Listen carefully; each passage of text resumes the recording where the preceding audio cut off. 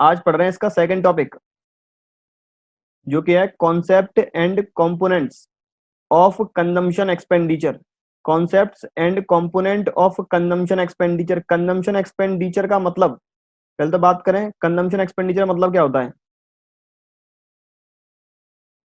Consumption expenditure, consumption expenditure मतलब एक ऐसा खर्चा जो वे लोग करेंगे जिनका मोटिव प्रॉफिट कमाना नहीं है, या फिर कंजम्पशन एक्सपेंडिचर का मतलब ऐसे खर्चे जो किए जाएंगे उन एंटिटीज के द्वारा हुज मोटिव इज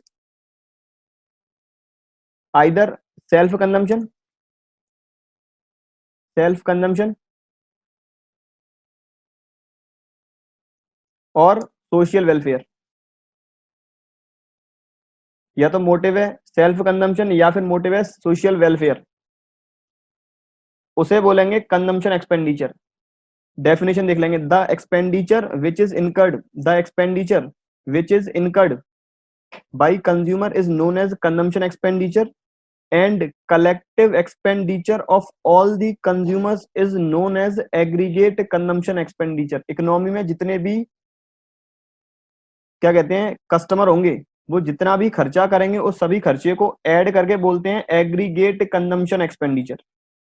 लेकिन इंपॉर्टेंट बात क्या है, most important thing to note here that this expenditure must not be incurred for the value addition. यह खर्चा वैल्यू एडिशन के लिए नहीं किया गया, ना ही यह खर्चा प्रॉफिट कमाने के लिए किया गया है। यह खर्चा किया गया या तो खुद के कंजम्पशन के लिए या फिर सोशल वेलफेयर के लिए। तो इसका मतलब कौन कौन सी एंटिटी है, यदि हाउस होल्ड करेगा, यदि हम खर्चा करेंगे किसी गुड में तो खुद के कंजम्पशन के लिए, तो यहाँ पर आ गया मेरा सेल्फ कंजम्पशन, इस जगह आ गया हाउस होल्ड में सेल्फ कंजम्पशन। यदि सेल्फ कंजम्पशन, यदि गवर्नमेंट करेगी, गवर्नमेंट क्यों करती है खर्चा, सोशल वेलफेयर के लिए, सोशल वेलफेयर के लिए। या फिर जितने भी नॉट फॉर प्रॉफिट एंटिटीज हैं, मंदिर वगैरह हैं, अनाथालय हैं, इन सब में खर्चा होगा तो वो भी सोशल वेलफेयर के लिए। तो कंजम्पशन एक्सपेंडिचर सिंपल सी बात, ऐसे खर्चे जो किए जाएंगे सेल्फ कंजम्पशन के लिए या फिर सोशल वेलफेयर के लिए, उन सभी को बोलेंगे कंजम्पशन एक्सपेंडिचर। इसका फॉर्मूला डिस्कस करेंगे चैप्टर नंबर 4 में, या फिर कह सकते हैं अगले चैप्टर में डिस्कस कर लेंगे अपन। इसका फॉर्मूला डिस्कस करेंगे, फॉर्मूला इन चैप्टर नंबर 3 या फिर 4, या तो 3 में करेंगे या फिर 4 में करेंगे कि कंजम्पशन एक्सपेंडिचर निकालते कैसे हैं। अगला जो कंपोनेंट है वो है investment, concepts and component of investment. अब इसकी बात करें, देखें अब सबसे पहले इन्वेस्टमेंट की डेफिनेशन क्या है।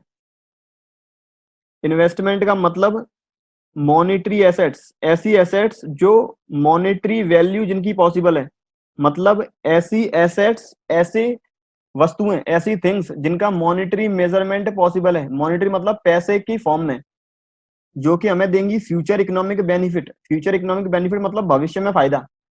अब मैं यदि आज बैंक में एफडी करवाता हूँ, फिक्स डिपॉजिट, वो मैंने क्यों किया है, ताकि जो भविष्य में एक्स्ट्रा इनकम मुझे जनरेट हो। आज मैंने 1 लाख रुपए की एफडी कराई है ताकि 1 साल के बाद ये कहीं 1,05,000 या फिर 1,08,000 रुपए बन जाए, तो कहीं ना कहीं वैल्यू अप्रिशिएट हो रही है। या फिर मैंने एक बाइक परचेज की है ताकि मेरी जो ट्रांसपोर्टेशन कॉस्ट है वो डिक्रीज हो जाए। अल्टीमेट दोनों से ही फ्यूचर इकोनॉमिक बेनिफिट है, दोनों से ही प्रॉफिट पॉसिबल है। तो investment refers to monetary asset that will provide future economic benefit, या फ्यूचर इकोनॉमिक बेनिफिट लिख लें कि फ्यूचर इकोनॉमिक बेनिफिट मतलब either value of money increases और सेविंग राइजेस, सेविंग राइजेस। या तो मनी की वैल्यू इंक्रीज हो, 1 लाख रुपए मैंने जमा कराए हैं वो 1,05,000 1,08,000 बन जाए, मतलब एफडी।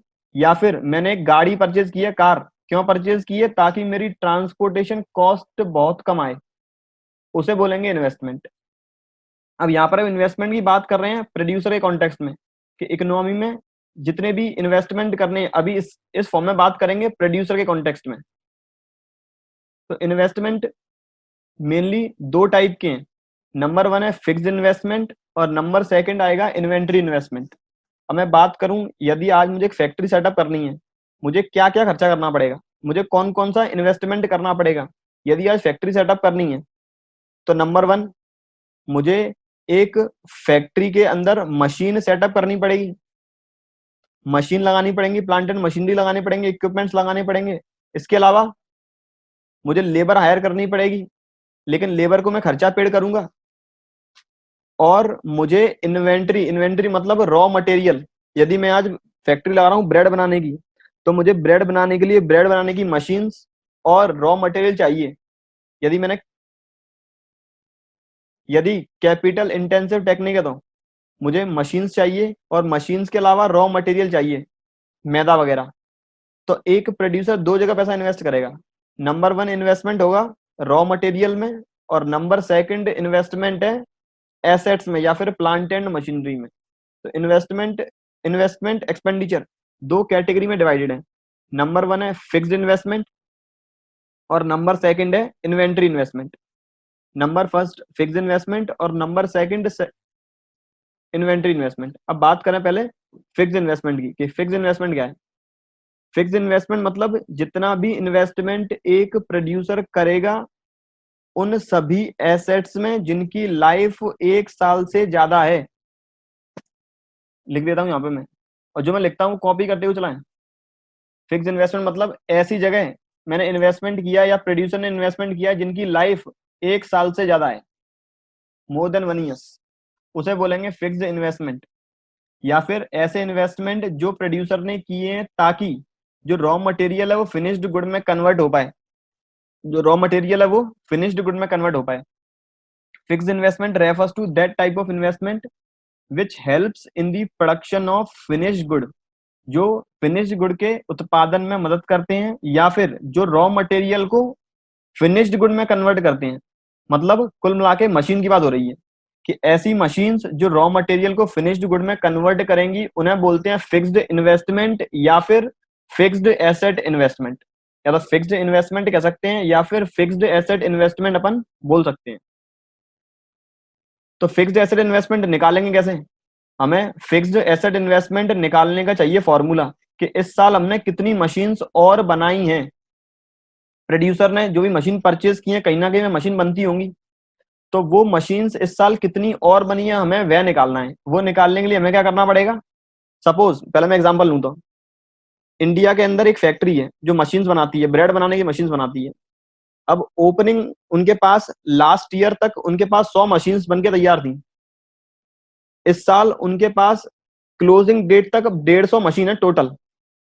पिछले साल वाली 100 इंक्लूड करके इस साल के अंत तक 150 मशीन्स हैं। तो कहीं ना कहीं उन्होंने इस साल कितनी मशीन्स बनाई हैं, 50 मशीन्स और बनाई हैं। तो हमें फिक्स्ड एसेट इन्वेस्टमेंट निकालना कैसे है, कितनी टोटल एसेट लास्ट ईयर तक की थी और इस साल के आखिरी डेट तक कितनी एसेट हैं, दोनों को माइनस करेंगे। दोनों को माइनस मतलब क्लोजिंग डेट वाले स्टॉक में से क्लोजिंग डेट को जितनी भी एसेट थी उसमें से माइनस करूंगा ओपनिंग डेट वाली एसेट, अपने आप निकल आएगा fixed asset investment. Formula stock of fixed asset at the end of the accounting year minus करेंगे stock of fixed asset at the beginning of the accounting year. इस साल के स्टार्टिंग में जितना भी था वो माइनस कर रहे हैं साल के आखिर में जितना है उसमें से। स्टॉक बोलते हैं एक ग्रुप को, और दूसरा टर्म है अकाउंटिंग ईयर। अकाउंटिंग ईयर मतलब अकाउंटिंग ईयर जो कॉमर्स के उन्हें पता होगा अकाउंटिंग ईयर क्या होता है। अकाउंटिंग ईयर एक वह साल है जो स्टार्ट होता है 1 अप्रैल को और खत्म होता है 31 मार्च को। फॉर एग्जाम्पल अभी करंट ईयर चल रहा है 2020-21 जो स्टार्ट हुआ था 1 अप्रैल को, जो स्टार्ट हुआ है 1 अप्रैल को, 1 अप्रैल 2020 को और खत्म होगा 31 मार्च 2021। इसे बोलेंगे अकाउंटिंग ईयर, जो स्टार्ट होता है 1 अप्रैल को खत्म होगा 31 मार्च को। अब यह पॉसिबल है कि हमने बिजनेस थोड़ा लेट स्टार्ट किया हो, लेकिन हमें जो बुक्स हैं क्लोज करनी पड़ेंगी, या फिर मैं कह सकता हूं जो क्लोजिंग स्टॉक है हमें वो लेना पड़ेगा 31 मार्च को ही। यदि बिजनेस मैंने कुछ लेट स्टार्ट किया है, सपोज मैंने बिजनेस स्टार्ट किया है 1 जून को, तो मैं 1 जून से कंसीडर कर लूंगा अकाउंटिंग ईयर। एक और बात नोट में, फिक्स्ड एसेट का दूसरा नाम है, फिक्स्ड एसेट का दूसरा नाम है फिक्स्ड कैपिटल फॉर्मेशन। ये बात याद रखेंगे। Fixed asset is also known as fixed capital formation. ये था पहला, फिक्स्ड इन्वेस्टमेंट। अब बात करें, दूसरा है इन्वेंट्री इन्वेस्टमेंट। अब देखें इन्वेंट्री इन्वेस्टमेंट के बारे में। इन्वेंट्री किसे बोलेंगे? सबसे पहले तो एक प्रोड्यूसर, सपोज मेरी फैक्ट्री ब्रेड बनाने की है, तो मेरे पास कौन कौन सा इन्वेंट्री होगी? मेरे पास इन्वेंट्री होगी नंबर वन, रॉ मटेरियल की, मतलब मैदा वगैरह की, जिसे बोलते हैं रॉ मटेरियल। इसके बाद मेरे पास इन्वेंट्री होगी कुछ ऐसी जो अभी तक कंप्लीटली ब्रेड में कन्वर्ट नहीं हुई है, जिसे बोलते हैं WIP, वर्क इन प्रोग्रेस। और मेरे पास इन्वेंट्री होगी उस स्टॉक की या उसकी जो बन के पूरी तरीके से तैयार है, मतलब ब्रेड पूरी तरीके से बन के तैयार है, इसे बोलेंगे फिनिश गुड। एक प्रोड्यूसर के पास हमेशा तीन टाइप की इन्वेंट्री होगी, number one raw material, number second work in progress, और number third is finished good. यदि बात करें किसी डीलर जो मुझसे ब्रेड परचेज करता है, उस डीलर के पास एक ही तरह का स्टॉक होगा, फिनिश्ड गुड। क्योंकि मेरा काम है मैदा को ब्रेड में कन्वर्ट करना, तो मेरे पास रॉ मटेरियल भी होगा, वर्क इन प्रोग्रेस भी होगा और फिनिश्ड गुड भी होगा। लेकिन डीलर जो ब्रेड बेच रहा है मार्केट के अंदर, उसके पास केवल फिनिश्ड गुड की इन्वेंट्री होगी। इन्वेंट्री को मैं कॉमनली स्टॉक भी बोल सकता हूँ। Inventory is also known as stock. लेकिन एक बेसिक डिफरेंस है इन्वेंट्री और स्टॉक के बीच में। वो डिफरेंस क्या है? अगर समझ में आ जाए तो ठीक है, नहीं आए तो वो छोड़ देना भले। इन्वेंट्री के अंदर ये तीनों शामिल हैं, raw material, WIP and finish good. Inventory के अंदर तीनों शामिल है, raw material, WIP and finish good. लेकिन स्टॉक बोलते हैं हमेशा फिनिश्ड गुड वाली इन्वेंट्री को। स्टॉक के अंदर केवल फिनिश्ड गुड शामिल रहता है, बस ये बेसिक डिफरेंस है। अगर समझ में नहीं आया तो इन्वेंट्री को स्टॉक मान के चलें। अब इन्वेंट्री इन्वेस्टमेंट कैसे निकालेंगे? जितना भी क्लोजिंग स्टॉक रहेगा साल के आखिरी दिन, उसमें से माइनस कर दूंगा ओपनिंग स्टॉक, मेरा इन्वेंट्री इन्वेस्टमेंट निकल आएगा। जितना भी क्लोजिंग स्टॉक होगा उसमें से माइनस करूंगा ओपनिंग स्टॉक, तो मेरा इन्वेंट्री इन्वेस्टमेंट निकल के आ जाएगा। ये था मेरा इन्वेंट्री इन्वेस्टमेंट निकालने का फॉर्मूला। अब मेन बात है, हम पढ़ के हो रहे हैं इन्वेस्टमेंट, हमने fixed asset investment and inventory investment पढ़ा क्यों, उसका सिग्निफिकेंस क्या है? सबसे पहली बात, यदि एक कंट्री के अंदर मशीन बहुत ज्यादा बन रही हैं, एक कंट्री के अंदर, इंडिया के अंदर सपोज मशीन्स बहुत ज्यादा बन रही हैं। अब मशीन्स क्यों ज्यादा बन रही हैं? ताकि इंडिया के अंदर उतने प्रोड्यूसर्स होंगे जो उस मशीन को यूज कर सकें। आज इंडिया के अंदर ब्रेड बनाने की मशीन्स बहुत बन रही हैं। क्यों बन रही हैं? क्योंकि और प्रोड्यूसर्स भी सोच रहे हैं कि हम ब्रेड बनाएंगे। एक कंपनी ब्रेड बनाने की मशीन्स बना रही है और दूसरी कंपनी ब्रेड बनाएगी तो उस मशीन को यूज करेगी। तो कहीं ना कहीं यदि एक कंट्री के अंदर फिक्स्ड एसेट इन्वेस्टमेंट इंक्रीज होता है, तो उससे फर्दर प्रोडक्शन भी इंक्रीज होगा गुड्स का। पहला point, higher change in the fixed investment. Change मतलब क्लोजिंग माइनस ओपनिंग। यदि क्लोजिंग ज्यादा है ओपनिंग से, हायर इसलिए लिखा है क्योंकि क्लोजिंग ज्यादा होना चाहिए ओपनिंग से, तभी कुछ काम चलेगा। हायर के लिए क्लोजिंग, थोड़ा बॉक्स छोटा करें, closing is more than opening, closing is more than opening, इसलिए हायर वर्ड लिखा है। Higher change in investment leads to higher production of goods and which states the production capacity of the producers. और higher fixed investment से क्या होगा? एक country की GDP rise होगी, एक कंट्री की जीडीपी राइज होगी, gross domestic product. Gross domestic product का मतलब होता है एक कंट्री के अंदर जितने भी गुड्स एंड सर्विसेज प्रोड्यूस होते हैं उनकी कलेक्टिव वैल्यू कहलाती है जीडीपी।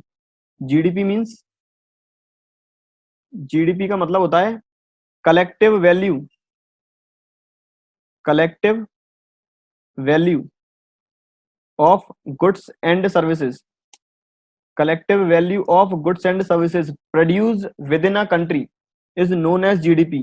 कि एक कंट्री के अंदर जितने भी गुड्स एंड सर्विसेज की प्रोडक्शन हुआ है उनकी कलेक्टिव वैल्यू को बोलेंगे जीडीपी। अब यदि फिक्स्ड एसेट इन्वेस्टमेंट इंक्रीज होगा, यदि प्रोड्यूसर्स मशीन परचेज करते जा रहे हैं, तो इसका मतलब आने वाले टाइम में जीडीपी राइज होगी। एक कंपनी या फिर एक प्रोड्यूसर मशीन परचेज क्यों करेगा? ताकि वो सोच रहा है कि मैं आगे प्रोडक्शन करूंगा। अब मैं एग्जांपल लूं, यदि एक प्रोड्यूसर मशीन परचेज करता है, अब मशीन परचेज क्यों करेगा? प्रोडक्शन के लिए। अब यदि प्रोडक्शन उसे करना है तो कहीं ना कहीं थोड़ी बहुत लेबर की जरूरत ही पड़ेगी, तो लेबर उसे रिक्वायर्ड होगी। अब लेबर रिक्वायर्ड होगी तो लेबर को वो वेजेस पेड करेगा। अब लेबर को वेजेस पेड करेगा तो लेबर का लिविंग स्टेटस इंप्रूव होगा, या फिर कह सकते हैं लेबर के पास पैसा आएगा खर्च करने के लिए। अब लेबर वापस वही गुड्स एंड सर्विसेज परचेज करेगी जो प्रोड्यूसर बना रहे हैं। तो अल्टीमेट एक कंट्री की जीडीपी राइज होगी फिक्स्ड एसेट इन्वेस्टमेंट इंक्रीज करने से। अब इन्वेंट्री इन्वेस्टमेंट की बात करें कि इन्वेंट्री इन्वेस्टमेंट जरूरी क्यों है। अब बात करें इन्वेंट्री इन्वेस्टमेंट की।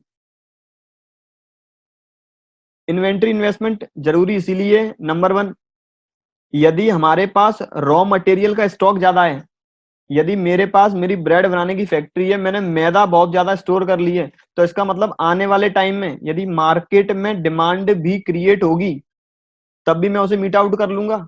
या फिर मैं कहता हूं यदि आने वाले टाइम में मैदा का स्टॉक मार्केट में कम रह जाता है तो मैं, मेरे पास पहले से ही एग्जिस्टिंग स्टॉक है मैदा का, ताकि मैं, मेरा प्रोडक्शन ब्रेड बनाने का रुके नहीं। तो इससे मेरा यदि मार्केट में रॉ मटेरियल शॉर्टेज भी होता है तो उससे मेरे ऊपर कोई इंपैक्ट नहीं आएगा।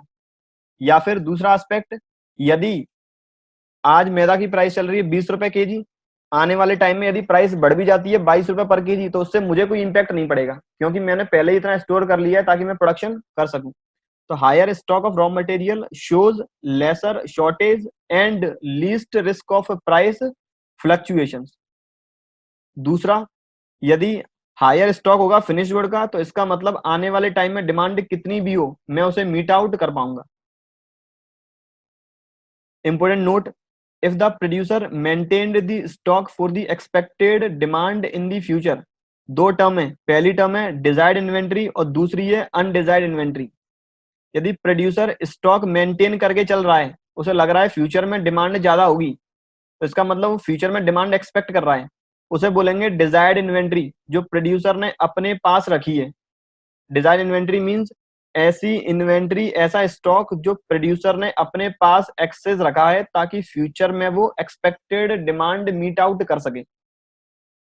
इसके अलावा undesired inventory, if producer fails to determine the exact demand. यदि प्रोड्यूसर डिमांड को डिटरमाइन करने में फेल हो गया, मतलब उसने प्रोडक्शन कर दिया ज्यादा, मार्केट में डिमांड रह गई कम, मैंने ब्रेड के पैकेट बनाए 100 लेकिन मार्केट में डिमांड थी केवल 80 की, तो इसका मतलब जो 20 पैकेट मेरे पास बच गए अब वो मार्केट में सेल नहीं होंगे। यदि मुझे सेल भी करनी है तो मुझे प्राइस करनी पड़ेगी कम, तो इसका मतलब अनडिजायर्ड इन्वेंट्री से मुझे लॉसेस की पॉसिबिलिटी ज्यादा है।